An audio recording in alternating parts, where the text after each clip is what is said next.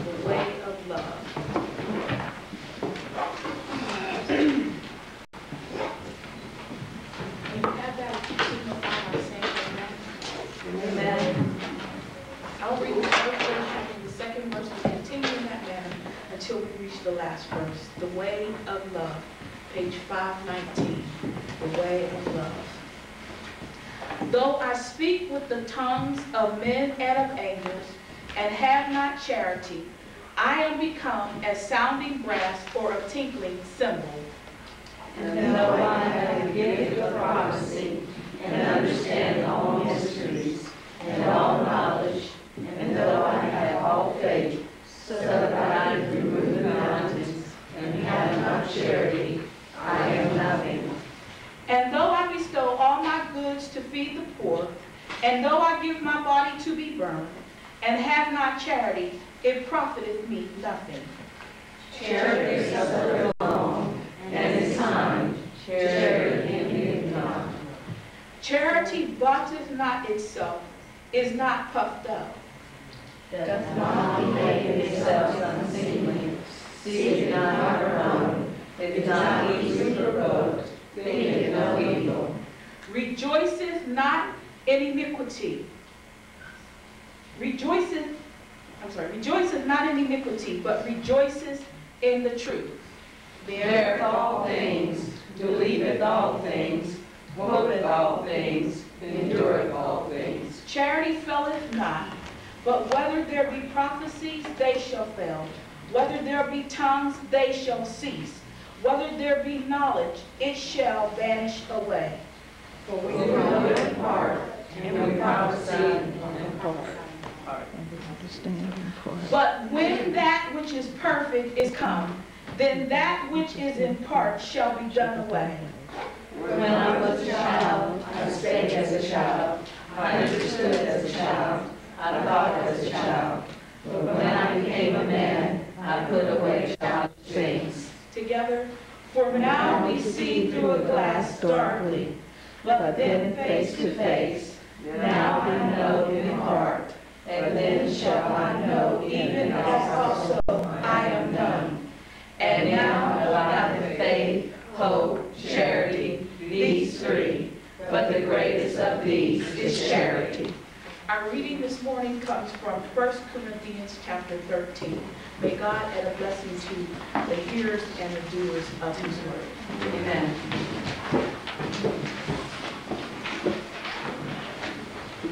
Our morning hymn can be found on page 400. Page 400. Love lifted me. I was sinking deep in sin, far from the peaceful shore, very deeply stained within, sinking to rise no more. But the master of the sea heard my despairing cry. From the waters lifted me, now safe am I. Love lifted me, when nothing else could help. Love lifted me. Love lifted me, when nothing else could help. Love lifted me. We'll sing this hymn in its entirety this morning.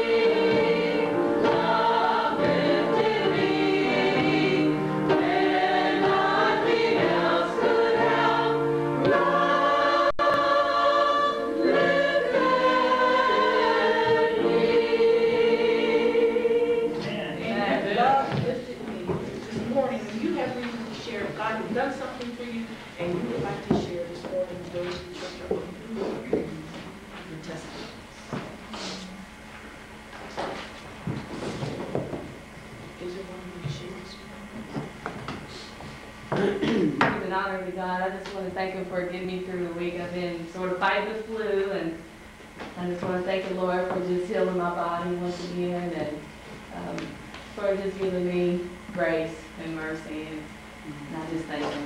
Amen. I'd like to thank the Lord this morning because the last week was a challenging week, and the Lord brought us through, brought me through, brought Cheryl through, brought the kids through, and I just want to give Him thanks. I tell you, the other night, Gerald said something the other day that's quite real, okay? When you study and when you really research and you begin to try to get a meaning and an understanding that's greater than where you are at that point, you know, God does add a blessing. He does give you some sort of spiritual lift. And you know, I'm beginning to prepare myself for my second career in life, and I really want to be an investment analyst, okay? Amen. And I have been doing a lot of work with researching companies and looking at stocks and everything.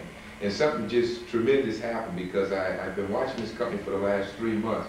And I went to bed and something just told me, you know, you're gonna do something real good in terms of making a profit, okay? And I woke up Friday and I looked at the ticker tapes, and something weird looked like it happened to this company that I picked. But what happened to it was, early that morning, before the market opened, it took a split, went 3 for 1, and then it shot back up a whole lot of money. It sure did. It shot back up, and it started me. I had to leave work early. I don't believe it's windfall, okay? And so what? It's not the money. That's not the issue. What it is that when we apply ourselves, no matter what it is in life that God blesses us to do, He does, in the midst of that, send us a blessing. That's really my message. It's not about the money. It's tomorrow it go down the same way, and then you don't have anything, okay? But it's the blessing, and it's just the fact that if you do that, God is there, ever present, and He'll talk to you. And I'm a real believer in that now. So I just want to thank Him for that blessing. Amen. Amen. Someone else would like to share this morning? I wanted to thank the Lord for they had sectionals yesterday, and I did okay. I was like really nervous because it was a big swim meet, and I did okay, and I just wanted to thank the Lord for that. And I made it to district, so now I get to go next week up to Columbus again, so now I'm all scared all over again, but I think He'll get me through. I just wanted to thank Him for that. Amen. Amen. Amen. Is there someone else who would like to share this morning? I'd like to say good morning to all of you. I'd like to ask for prayer for me. You know, I'd first like to say, pray for me. I'm Brenda Furman, and I'm still new in the community and new in the area. And I get homesick, and my mom lost her sister this week, and she was not only my aunt, but she was in my church family when I was growing up in Mississippi in a church, and she died, passed away this week. And I had to work yesterday, and as I was driving from Marietta to Caldwell, I just got great big tears in my eyes, and I was like, Lord, I got to stay on this highway. I'm on the interstate, and I got to see. But I was thanking Him for how good He's been to me, and even though I knew nobody in this area, you know, He gave me confidence and faith to believe that He is everywhere, and that He will supply our needs, and that He will take care of us. It doesn't matter where we are, and He's not too little or He's not, you know, He never gets too big, and He's not too little that we can't find Him. He's always there. And I just want to ask for prayer for me, that I'll have strength to encourage my mom and to encourage my first cousins, because I would love to be there. I would love to be there with them, and probably distance and a new job is kind of holding me from that. And I want them to know that in my prayer, you know, they're in my prayer and in my heart. And I was talking to my brother last night, and he said, you know, we really need to be there. And he lives in Virginia. And I said, yeah, we need to be there. And I said, what can we do?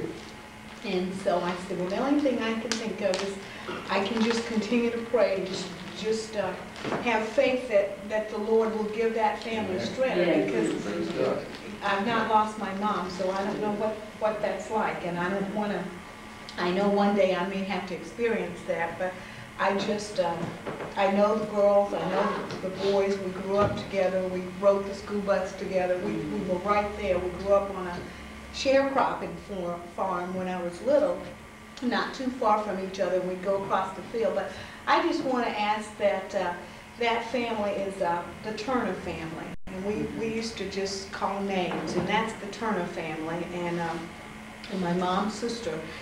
And I just ask that you just bless that family so that they'll have strength to go through this week when they bury her, and that from that they will grow stronger, not as a family, not just as sisters and brothers or a family, but they'll grow stronger to the Lord, because He makes no mistakes with who He calls in and who He takes home. And I'm glad to be here. I'm thankful to be in this community, and I ask for your prayers that I'll make a difference, because I didn't just come here to work.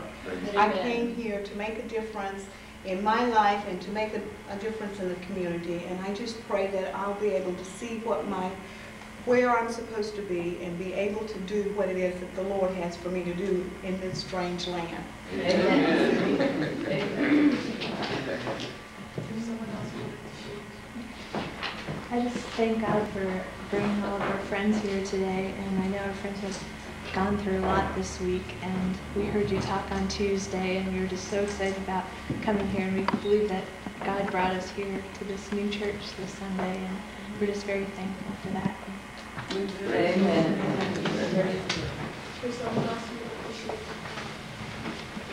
I would just like to thank the Lord for the many, many blessings that He's bestowed upon me this week, and the toleration of everything that I've been through. And I know that He's there to give me the strength and the faith to do it.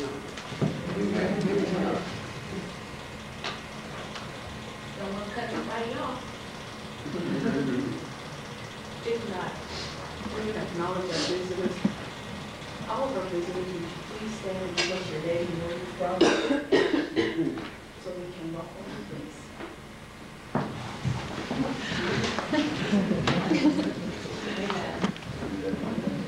My name's Matt Cord, and I'm from Hiram, Ohio, which is about 2.5 hours north if you drive kind of fast. My name's Karen Place, and I'm originally from Eastern Pennsylvania, but I'm going to Marietta College. My name's John Herdeman, and I'm from Philadelphia. My name is Elizabeth Wilson, and I'm from Baltimore, Ohio, and going to college also. I'm Nathan Wilson. I'm from Baltimore, Ohio. I'm here visiting my sister. My name is Aisha Rodriguez, and I'm originally from New Jersey. That's like 8 hours away, pretty far away. And I go to school out here. And I'm Lisa Patterson, and I'm from Marietta, Ohio now, and just moved back and have finally made my way back to church. So. Amen. We want to say to all of our visitors that if there's anything that we can do for you during the course of your stay, just simply request it of us. We're simply glad to have you, and we want to do whatever it is that we can to make you comfortable, and we hope that you'll come back and worship with us again. Lisa is not really a visitor. She is one of our members who moved away, and she moved back, and she's had a little trouble making it back, and we've been talking back and forth, and finally she's here. Amen. So we're going to do what we can. She's the Minorities Affairs Coordinator over at Marietta College, and so I'm sure there are going to be times when she's going to be requesting our help with some of the programs and activities that she has going on there. So please be open to do what you can to help her. And it's not just to help the minority students at the college, but it is to help everybody understand the diversity of not just Marietta College, but of our nation as a whole. Amen. Okay, so if she asks you to do something, say, sure, I'll help you out. And she'll be glad. Kimmy and Roland, would you help us with our tithes and offerings?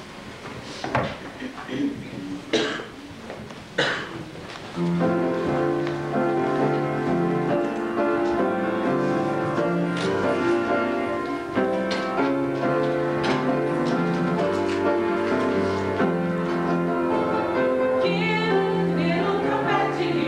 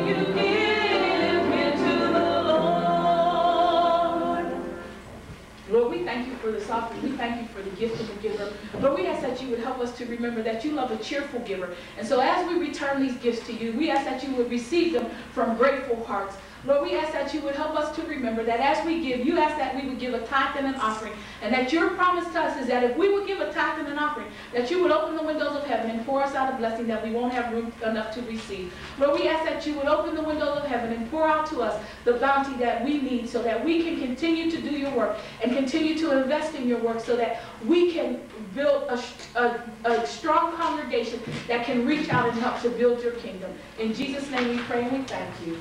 Amen. Amen. Now have bar selection.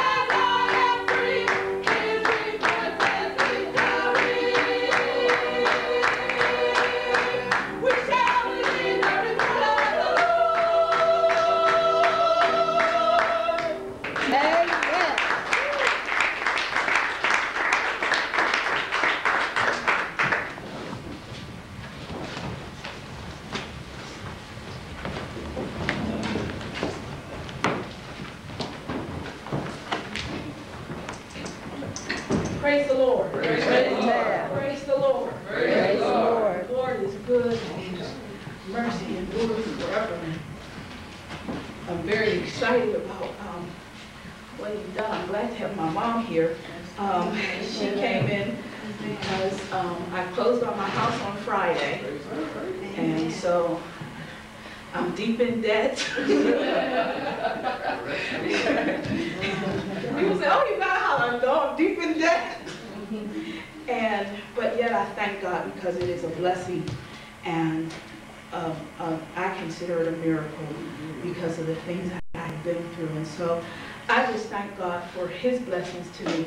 And that's my praise report for the week, that when it seems like all else has failed, God can step right in, and the things that you are trying to work out, the things that you're trying to settle on your own, God can settle them without you even having to move. And so I thank God for His goodness and His mercy to me. I thank Him for His blessings to me. Even with getting things together and getting things rolling, I've been a little slow on the packing. I'm not gonna lie, my sister has been slow.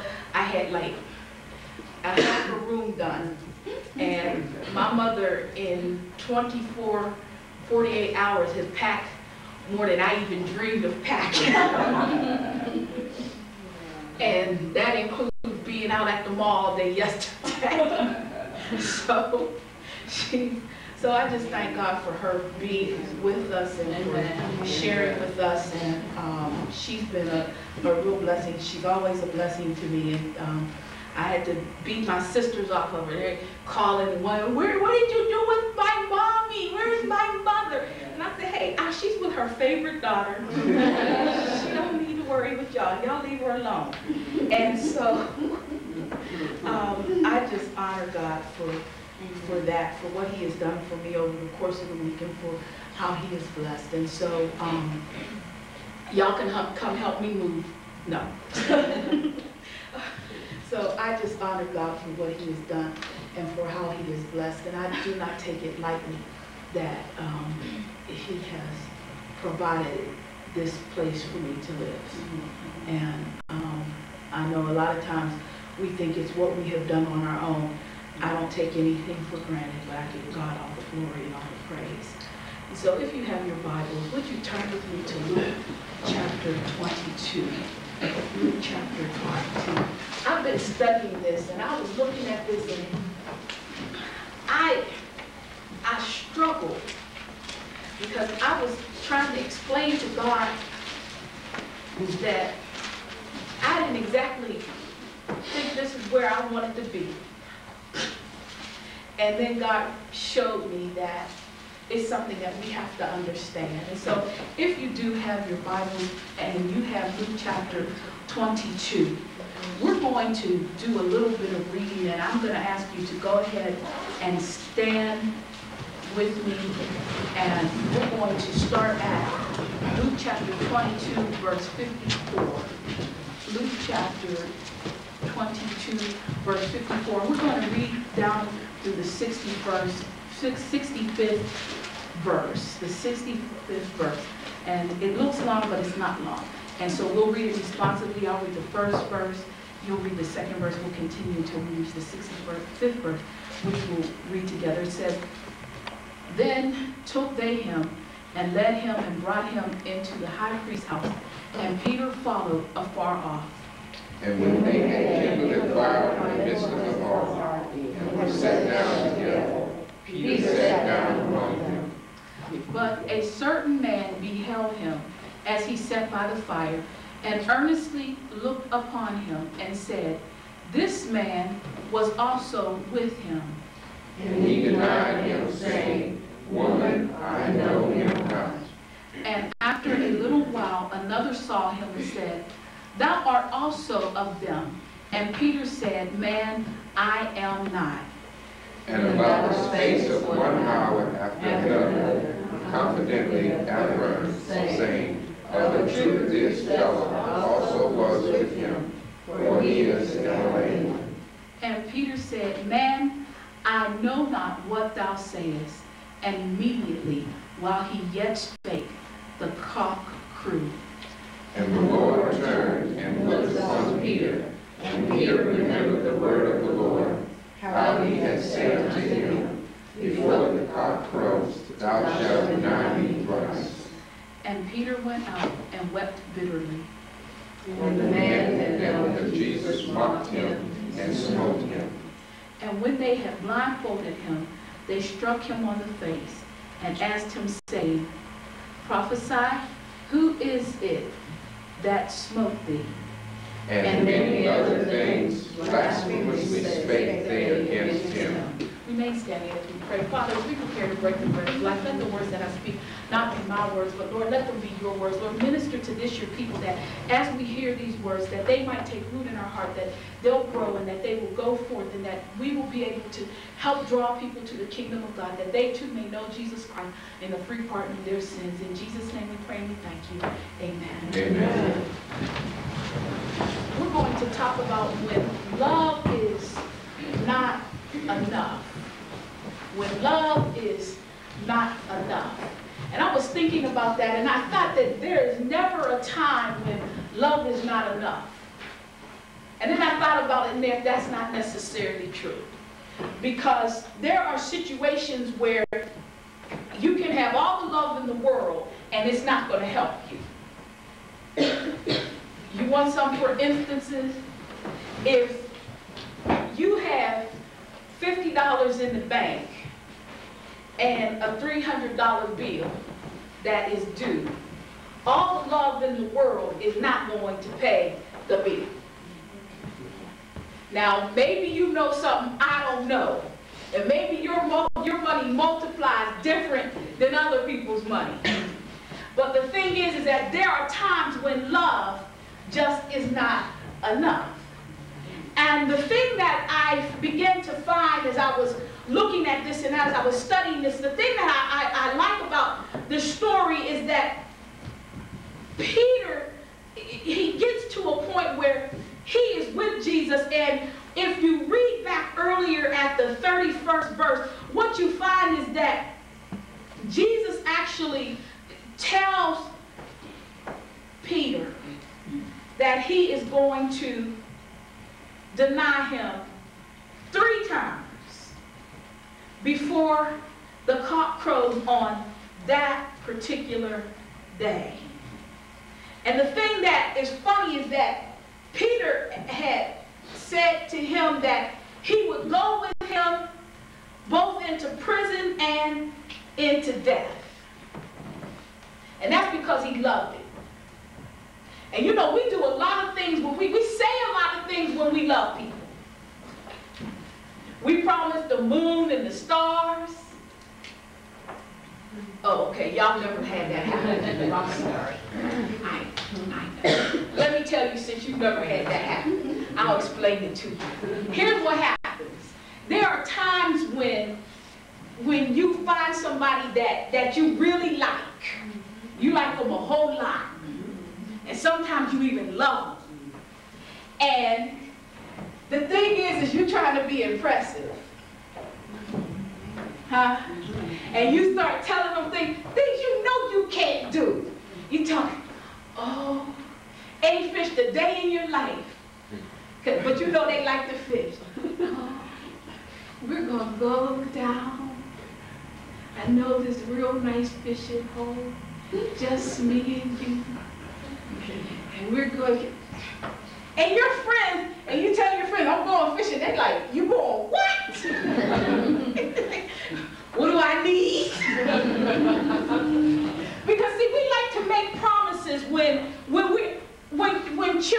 you have children, even with children, we make promises to our children we know we can't keep.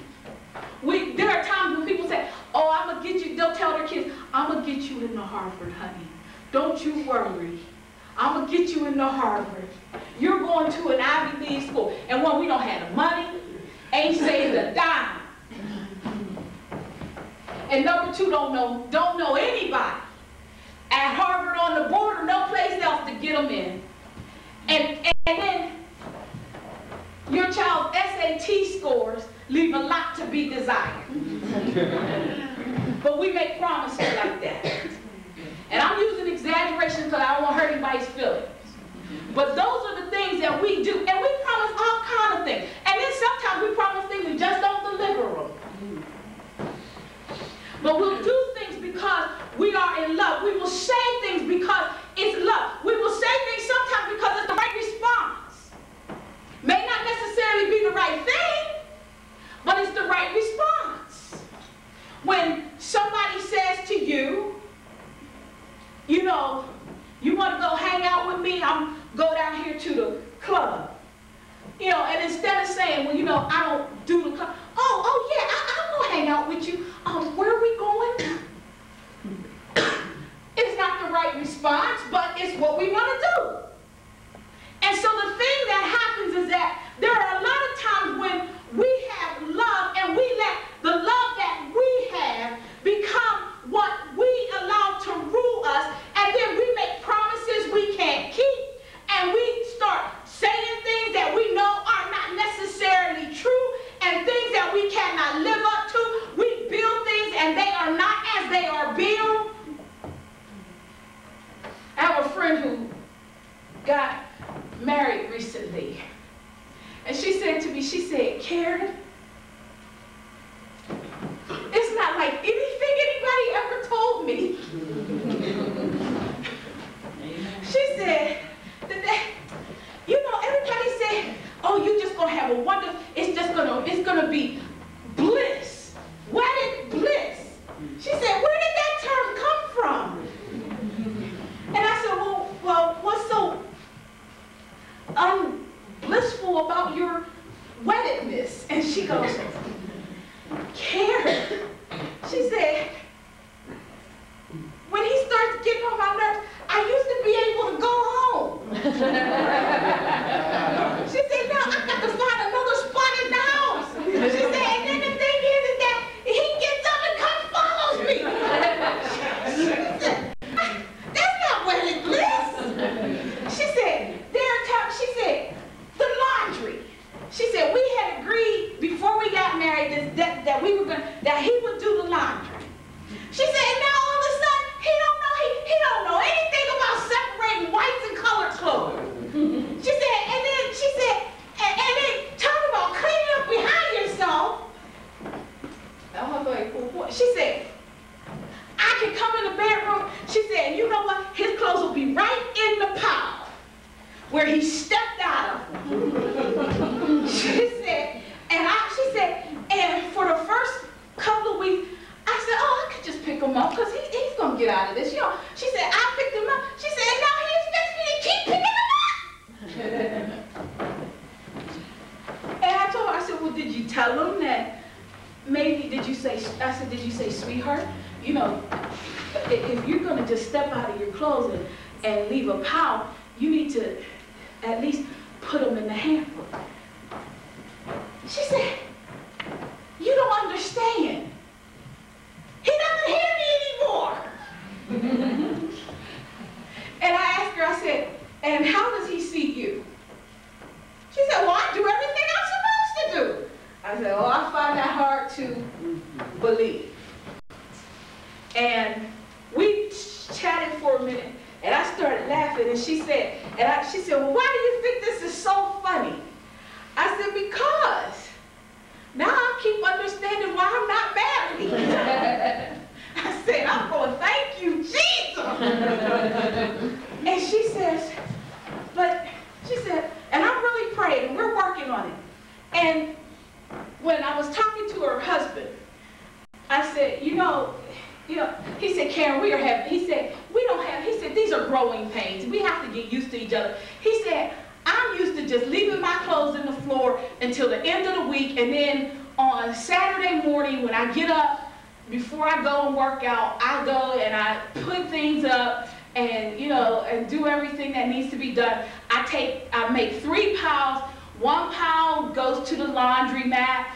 Pile goes to the laundry. Another pile goes to the dry cleaner. He said, and then the other pile goes back in the drawer. And I'm going, okay. And he said, and she just doesn't understand my way of doing things. He said, and she thinks that you shouldn't have clothes on the floor in the bedroom. He said, and our bedroom is big enough. He said, you haven't seen our house, but our bedroom is big enough that I can put stuff all over the floor. And you know, he said, and it won't bother her. And I told her, we need to divide the room, and this will be my side of the room, and this will be your side of the room. And then she won't have to come. He said, so I'm going to be moving the dressers around. I said, now I'm going, and they're in love. And she said, and so then when I was talking to him later on, she said, yeah, but we're so happy together. She said, and then she said, I love him more today than I ever did. And I'm going, okay, I don't get this, okay? I don't get this marriage thing. But the thing is that love was not enough to keep her from being annoyed. And see, the thing is that we think that if you just love somebody, that is enough. But sometimes love is not enough. And in what we find happens here today, the thing is that Peter has undoubtedly said to Jesus, I love you, man. I love you.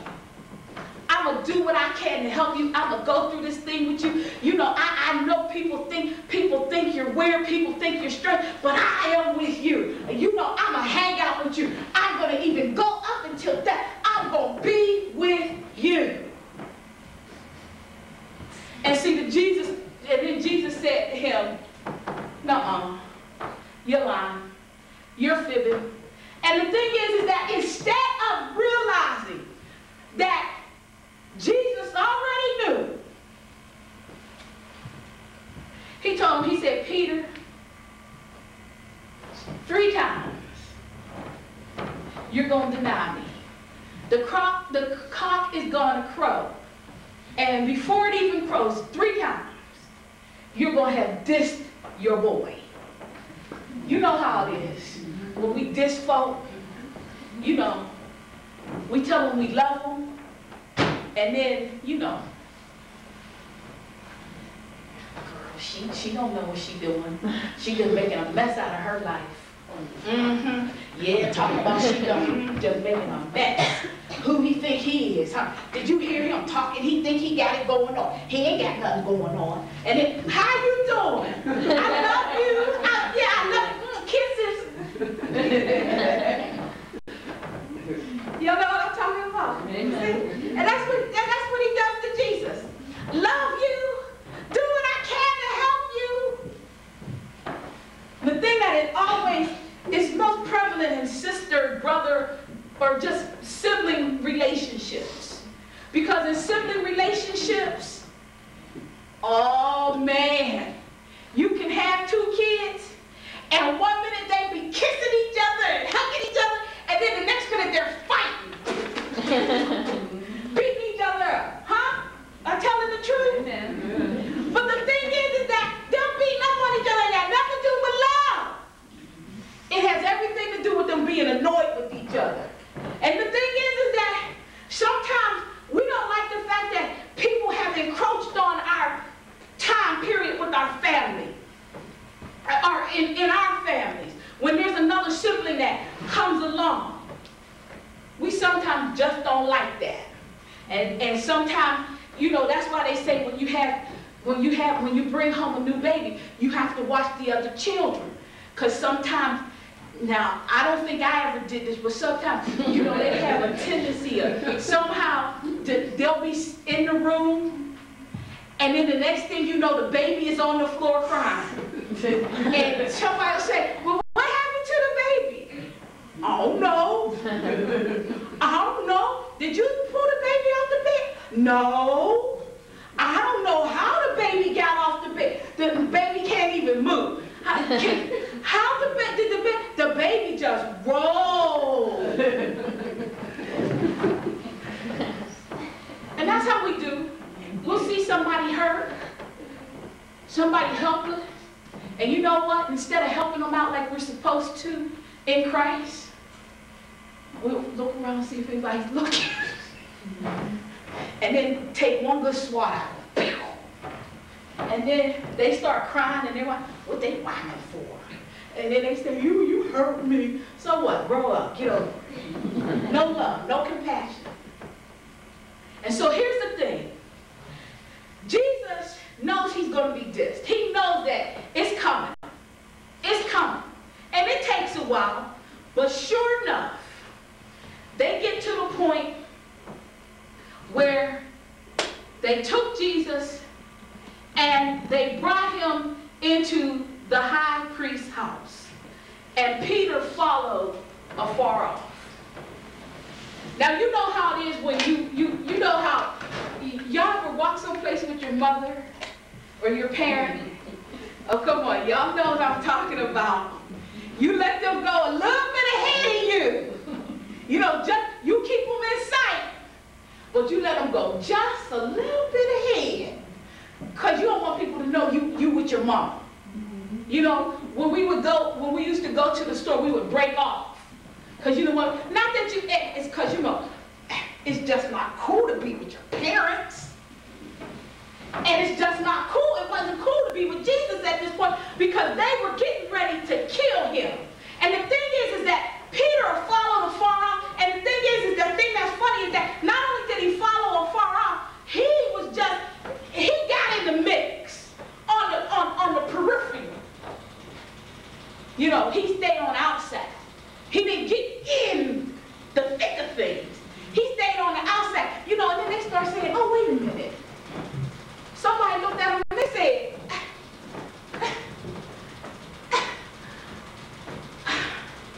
didn't I see you with Jesus? Didn't we see you with him? No, not me. Must have been my twin. Somebody looked like me. Somebody built like me. Somebody shaped like me. Wasn't me. And so then another person. So he told, I don't know. Then another person saw him. They said, thou art also of them. You one of them. You the one been running around, healing the sick, raising the dead, feeding the 5,000, feeding multitude. He been calming seas. You've been with him, walking on the water, been with him. Come on, it wasn't that you? Not me. Wasn't me. I don't think it was me. No, not me. He says, man, I am not.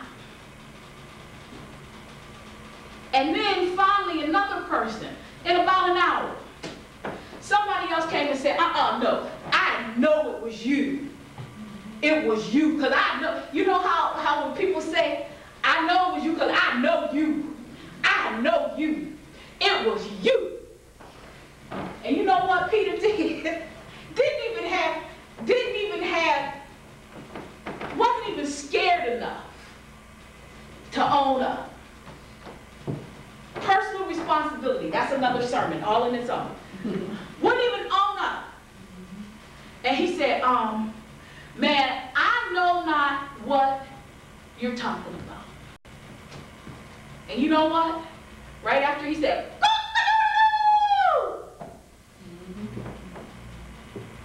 and the thing is that here we are. And then here's the thing. He went out and wept bitterly. What you crying for? You knew what you were doing. But he cried because Jesus called it. And he did exactly, he measured up to exactly what Jesus had told him he was going to do. And so there are times when love is not enough. But it is through Jesus Christ that we find that it's his love that is always more than enough. His love. His love. The thing that happens with his love is that there's something about his love because it is manifested through Jesus Christ coming to this earth to save us. It is manifested through Jesus Christ dying on the cross. It is manifested by Jesus Christ being buried. It is manifested by Jesus Christ going down into hell and conquering death, hell and the grave. It is manifested by his resurrection. It is manifested by his ascent up into heaven. And so the thing that I want us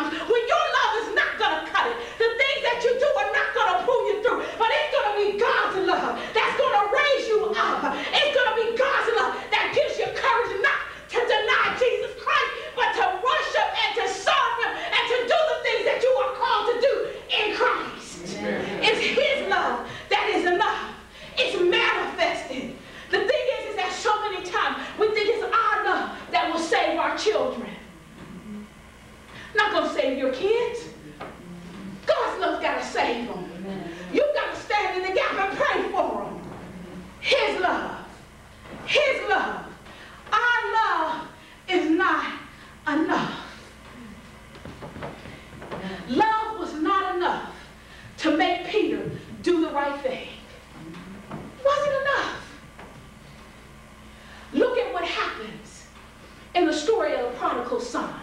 I have to tell you about it, but I'll give you a brief synopsis. Son knows he's getting an inheritance. Give me my money now.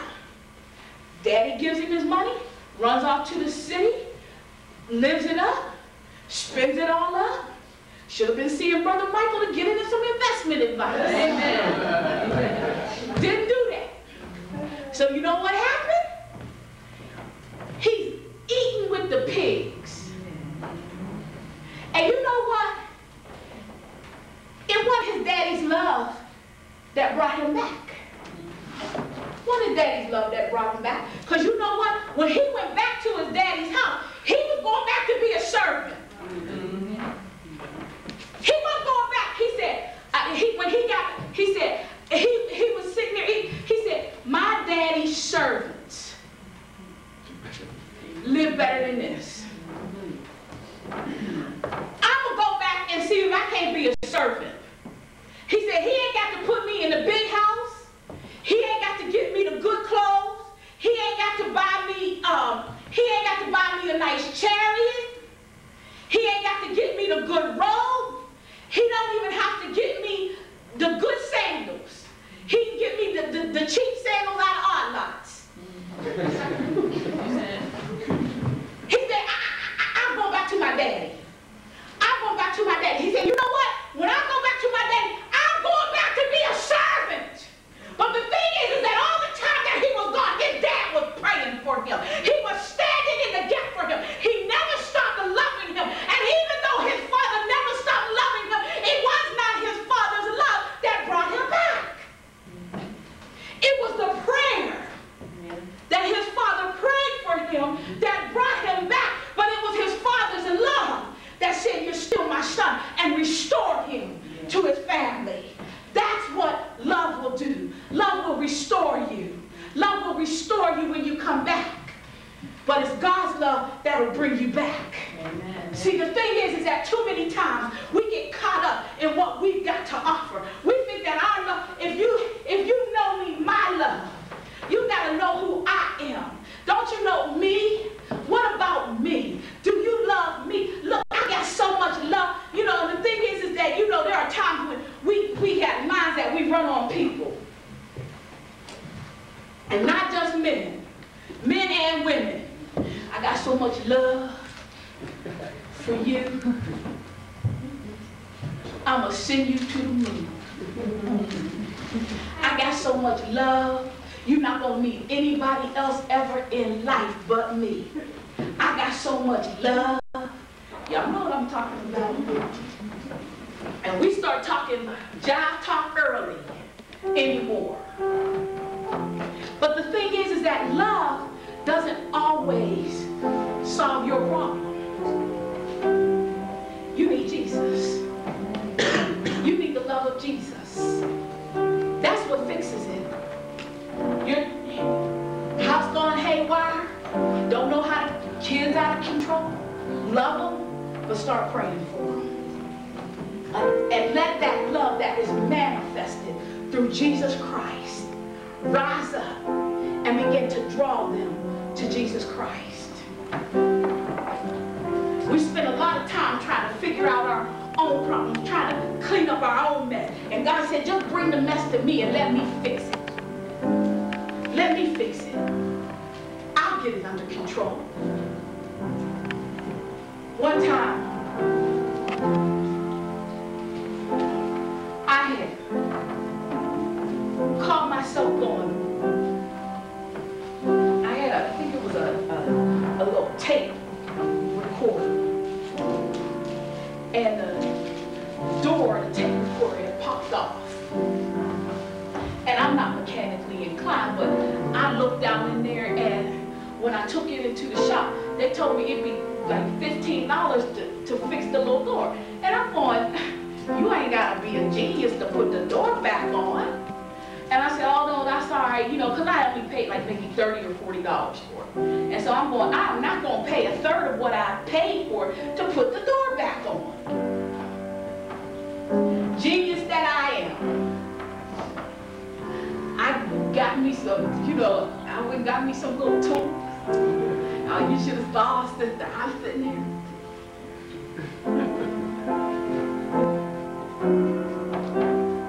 And then got the door back on, closed the door, put the little thing down. It would work. So I took the door back off, put the tape in, it worked. I don't know what I had no clue what I was doing. Took it back to the shop.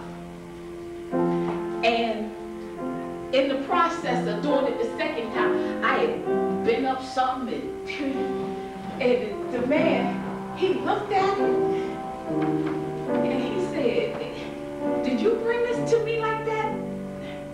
When you were in here the other day, was this like that?" Does it matter? Just fix it. But see, the thing is, I had made a mess. Because in all my infinite wisdom, see, there's a little mechanism that you have to push down. And then you can put the door on. And then that way you close the door. And then that's what made the tape deck work or something. I don't know. Apparently I didn't know. Made a mess.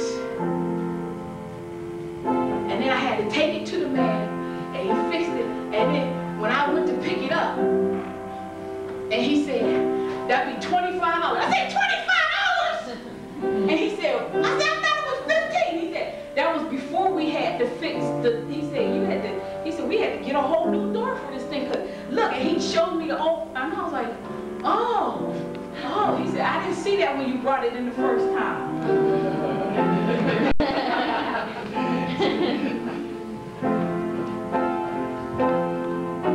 And God's saying, just bring me the mess. If you made a mess of your life, just bring it. I'll take care of it. You don't know what you're doing? Come on. I'll help you out. You worried about what road to go on? Come on. I'll give you some direction.